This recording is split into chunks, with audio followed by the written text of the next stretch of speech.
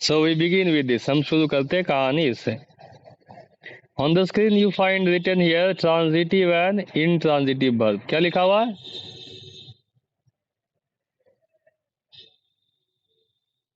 हाँ। अब ये ट्रांजिटिव इनट्रांजिटिव क्या होता है, ठीक है? इसको समझने के लिए एक चीज आपको जानना पड़ेगा, ठीक है? That term is called object. आपको ये ऑब्जेक्ट वाला टर्म समझना पड़ेगा, ठीक है? This can be made to understand in two ways. इसको दो तरीकों से समझाया जा सकता है।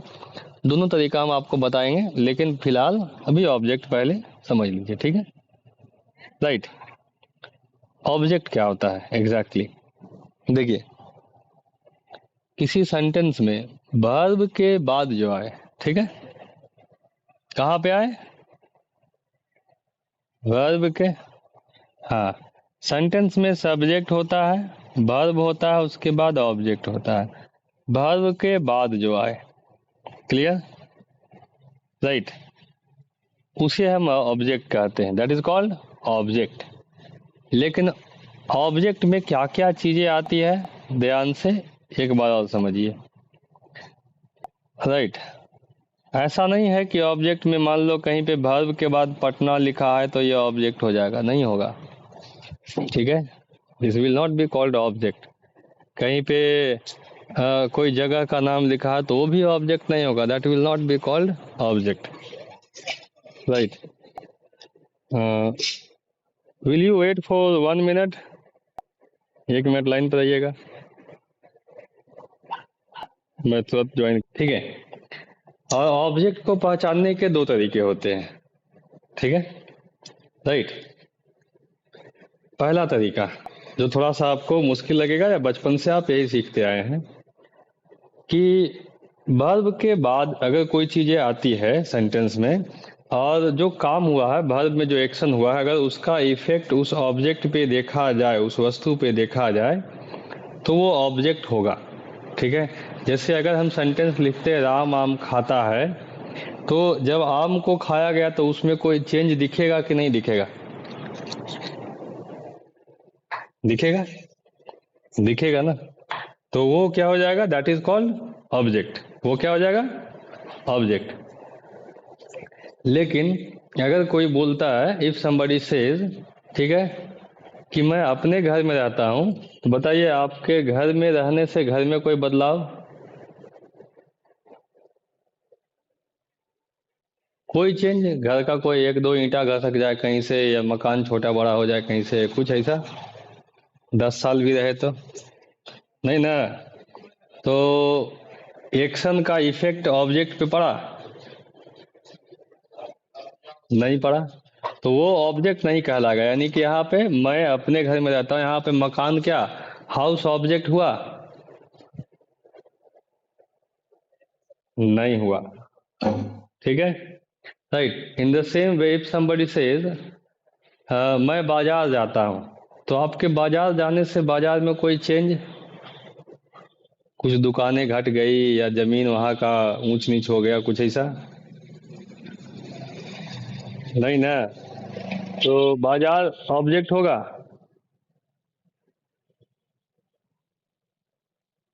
बाजार भी ऑब्जेक्ट की कैटेगरी में नहीं आएगा, ठीक है? अच्छा, थिंग इज देयर, मैं किताब पढ़ता हूँ, किताब में कोई बदलाव होगा? नहीं सर, होगा, ठीक है? किताब के पेजों को आप बार बार पलटेंगे तो पेज खराब होगा, कुछ उसमें चेंजेज आएंगे, ठीक है? आएगा ना? थोड़ा समय लगेगा उसको चेंज होने में, लेकिन चेंज तो उसमें आएगा, ठीक है?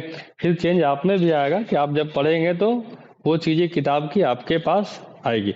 ये हो गया। तो पहला तरीका ये था, लेकिन थोड़ा सा कंफ्यूजिंग है। हम दूसरा तरीका बताते हैं, सबसे आसान, ठीक है? कि अगर वर्ब के बाद कोई चीज आता है, उसे चेक करना है कि इफ दैट इज ऑब्जेक्ट और नॉट, वो ऑब्जेक्ट है क्या या नहीं। तो क्या करें हम लोग? दो सवाल बनाए, व्हाट या हुम। इन दोनों में से किसी एक से, ठीक है? व्हाट मीन्स होता है क्या, और हुम मीन्स होता है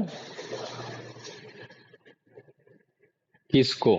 ध्यान देना, इन दोनों से सवाल बनाना है, और अगर सवाल का जवाब मिल जाता है तो जो जवाब है वो क्या हो जाएगा, that will be called object, वो ऑब्जेक्ट होगा। जैसे मैं इंग्लिश पढ़ाता हूँ, क्या पढ़ाता हूँ,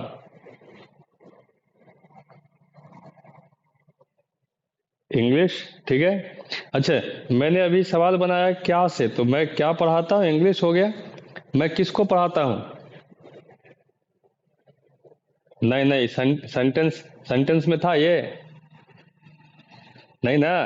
तो मैं किसको पढ़ाता हूँ जवाब नहीं ना आएगा, मैं क्या पढ़ाता हूँ का जवाब आया, तो क्या पढ़ाता हूँ जवाब आया इंग्लिश, इंग्लिश यहाँ पे ऑब्जेक्ट हो गया। दोनों में से किसी एक का आंसर आना चाहिए, ठीक है। अच्छा, मैंने अभी सेंटेंस कहा था वह बाजार जाता है, बताइए वह क्या जाता है,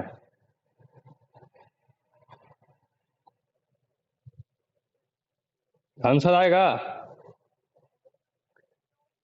नहीं आएगा। वह किसको जाता है, यहाँ भी जवाब, जवाब नहीं आएगा। हाँ, अगर सवाल होता कि वह कहाँ जाता है तब कहते बाजार जाता है, तब इस पे आंसर आता। लेकिन हमें चाहिए क्या से, सिर्फ व्हाट एंड हुम से, क्या से और किसको से ना, तो बाजार ऑब्जेक्ट होगा, नहीं होगा, ठीक है। अच्छा, कहा ये विराट कोहली ने बैट तोड़ दिया, क्या तोड़ दिया,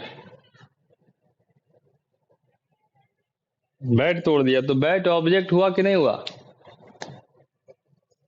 ठीक है। हाँ, इसको अगर चेक करते विराट कोहली ने किसको तोड़ दिया, तो भले ये आंसर नहीं आता, लेकिन एक से तो आया ना, है ना, राइट। समबडी सेज मैंने अपना मकान बेच दिया, क्या बेच दिया, तो मकान ऑब्जेक्ट हुआ कि नहीं हुआ, ठीक है, राइट। समबडी, चलो अगर मुझे कहना हो मैं बच्चों को पढ़ाता हूँ, किसको पढ़ाता हूँ, तो बच्चे क्या हो गए, ऑब्जेक्ट हुए कि नहीं। हाँ, ये मामला, अभी समझ गए बात को, ठीक है। ऑब्जेक्ट समझ में आ जाएगा, अभी ढूंढने आ जाएगा। चलिए, मैं अपने घर में रहता हूँ, घर ऑब्जेक्ट है कि नहीं, नहीं है। वह कमरे में सो रहा है,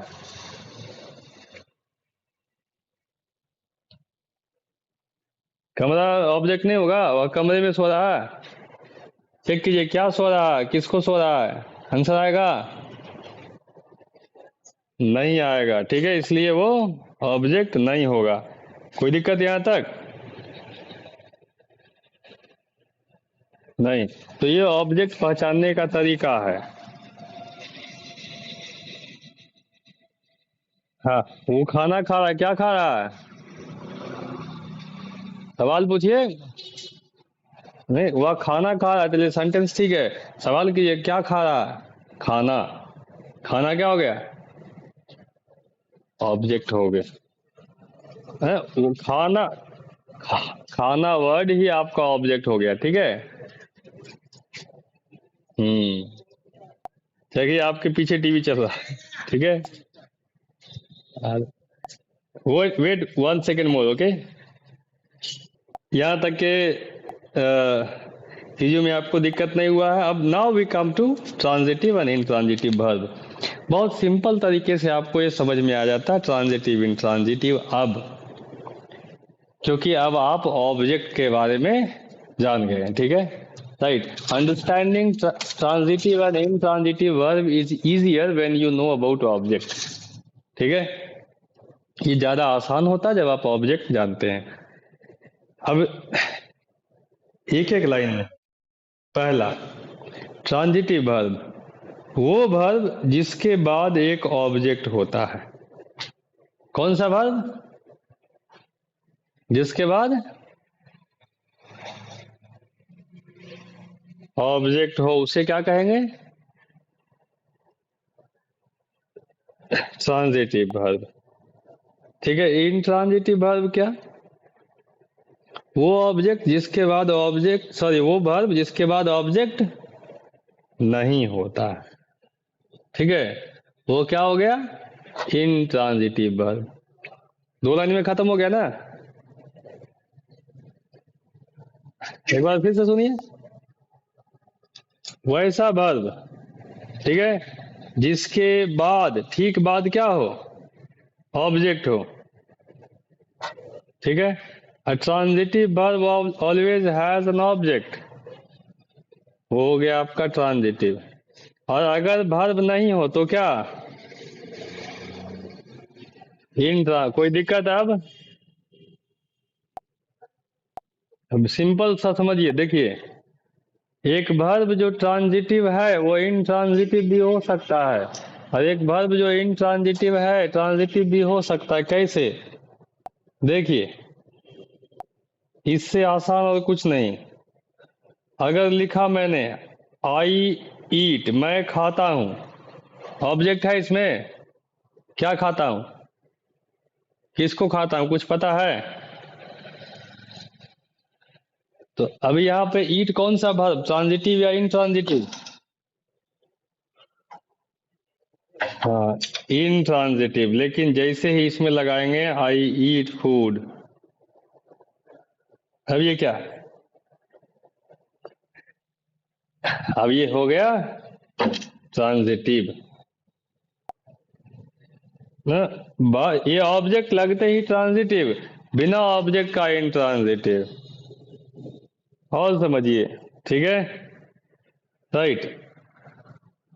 ही सिंग्स, वह गाता है, ट्रांजिटिव या इनट्रांजिटिव?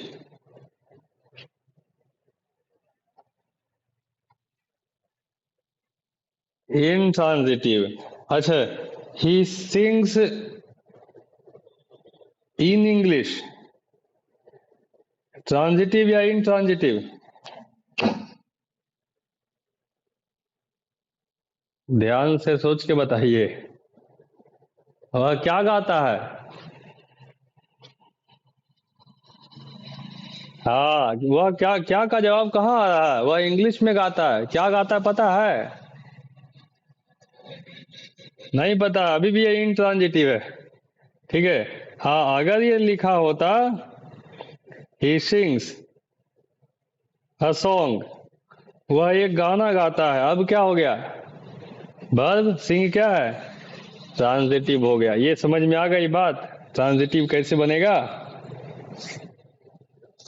राइट।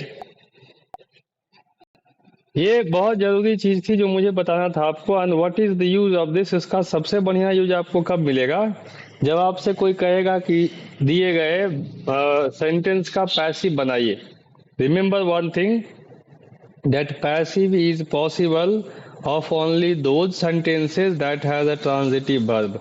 पैसिव वैसे ही सेंटेंस का बनता है वॉइस में जिसमें क्या हो, ट्रांजिटिव वर्ब हो।